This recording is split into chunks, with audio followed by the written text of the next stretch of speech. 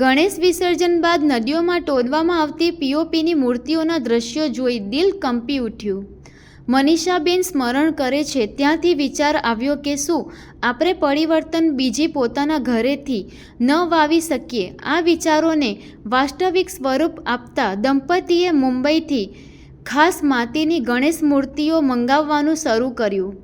આ મૂર્તિઓ ઘરમાં જ કળાત્મક રીતે શણગારી અને વેચવાની એક અનોખી પહેલ કરી આજે એમનું ઘર નાનકડા શોરૂમમાં બદલાઈ ગયું છે, જ્યાં ભવ્ય શણગાર, શાંતિપૂર્ણ વાતાવરણ અને પર્યાવરણ બચાવવાનો સંદેશ દરેક મુલાકાતીને આકર્ષે છે.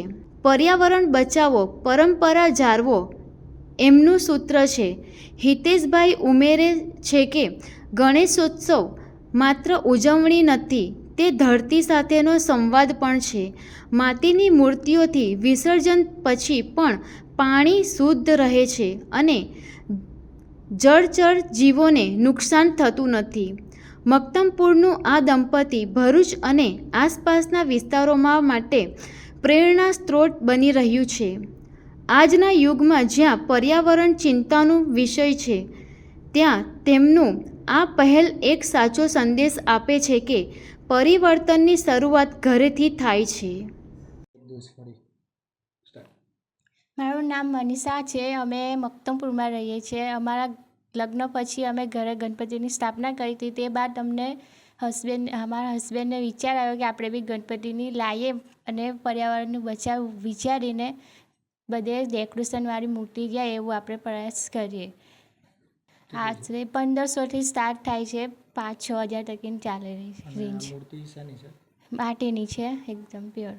અને તમારું વિસર્જન કરશો તો 15 મિનિટમાં મૂર્તિની એ થઈ જશે. તમને વિચાર કેવી રીતે આવ્યો કે માટીની મૂર્તિ લાવીએ? અમે ઇન્સ્ટાગ્રામ પર પીઓપીની મૂર્તિના વિડીયો જોયા હતા. તો બહુ જ ખરાબ પરિસ્થિતિ હતી એ મૂર્તિઓની. બધે એમ તેમ બધે નાખેલી હતી. તે બાદ અમને વિચાર આવ્યો કે હવે આપણે માટીની જ મૂર્તિ લાવવાની, કંઈ બી એ થાય તો.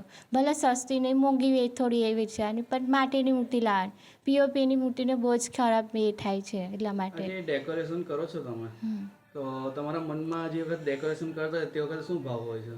અમારા મનમાં જો બાપ્પાની આંખોમાં જોઈએ ને એટલે પહેલાં તો એ બી સ્માઇલ કરતા હોય, અમે બી, એટલે મન એકદમ ખુશ થઈ જાય. તે બાદ અમને ખ્યાલ આવે કે અમને આ થશે, આમ થશે. તે બી વાત મસ્ત મૂર્તિ સજાઈ જાય એમાંથી. મારું નામ હિતેશ છે. હું મક્તમપુર રહું છું. હું આ મહારાષ્ટ્રથી મૂર્તિ લાવું છું. બધી મૂર્તિ માટીની મૂર્તિ છે. અમે પર્યાવરણને ધ્યાનમાં રાખી આ માટીની મૂર્તિનું વેચાણ કરીએ છીએ. અમે ફેટા, ધોતી, ખેસપટ્ટા, ડાયમંડ વર્ક બધું કસ્ટમરને સારી રીતે મળે એ રીતે અમે વેચાણ કરીએ છીએ. કેટલા વર્ષથી કરો છો? આ મેં 2 વર્ષથી વેચાણ કરું છું. આશરે મૂર્તિની કિંમત કેટલી છે? અમારી મૂર્તિની કિંમત 1500થી સ્ટાર્ટિંગ થાય છે ને 6-7 હજાર તકની રેન્જ છે.